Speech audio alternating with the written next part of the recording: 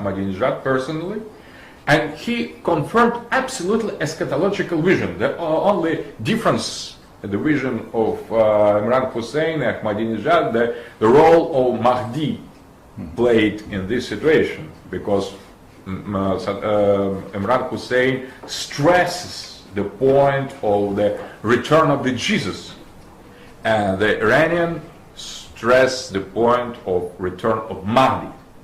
That is difference.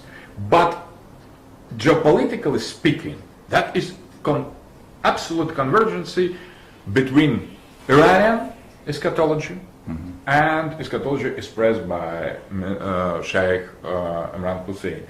There is the same difference, the dividing line in Christianity, Western and Eastern, and there is the same line, more deeper maybe and not so obvious, inside of Judaism. One part of Judaism that is Zionist, Pax Judaica, and the other that we could presume to be different.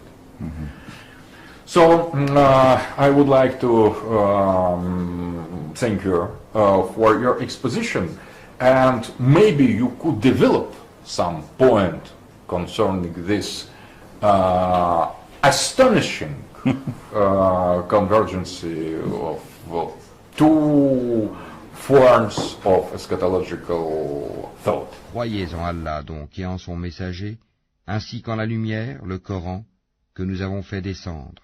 Et Allah est parfaitement connaisseur de ce que vous faites. Le jour où il vous réunira pour le jour du rassemblement, ce sera le jour de la grande perte.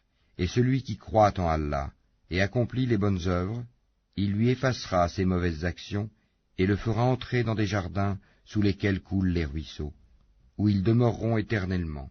Voilà l'énorme succès. Et ceux qui ont mécru et traité de mensonges nos versets, ceux-là sont les gens du feu, où ils demeureront éternellement. Et quelle mauvaise destination! Nul malheur n'atteint l'homme que par la permission d'Allah, et quiconque croit en Allah, Allah guide son cœur. Allah est omniscient. Obéissez à Allah et obéissez au messager. Et si vous vous détournez, il n'incombe à notre messager que de transmettre en clair son message. Allah, nulle autre divinité que lui, et c'est à Allah que les croyants doivent s'en remettre. Ô vous qui avez cru, vous avez de vos épouses et de vos enfants un ennemi, une tentation. Prenez-y garde donc. Mais si vous les excusez, passez sur leurs fautes et leur pardonnez. Sachez qu'Allah est pardonneur, très miséricordieux.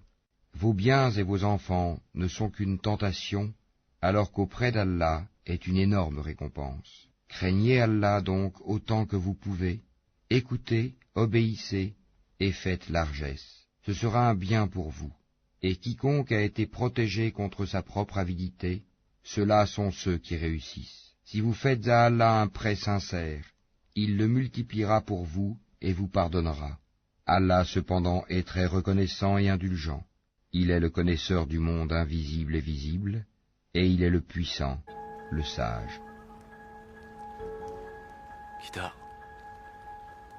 je suis venu te dire au revoir comme il le faut. Je pense souvent à toi en ce moment. Je me souviens de toi, petite.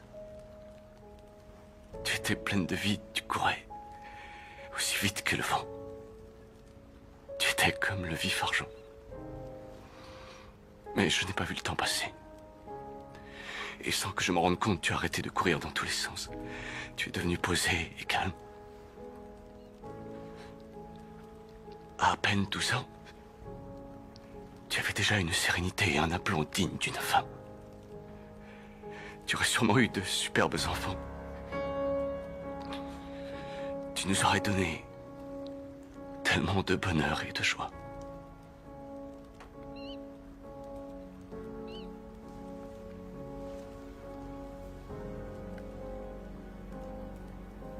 Ma chère petite, Ghida,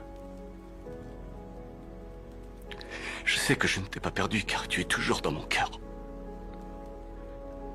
Les gens croient qu'un homme doit préférer ses fils à ses filles. Mais un homme peut être jaloux de ses fils, alors qu'une fille sera illuminée chaque jour de sa vie.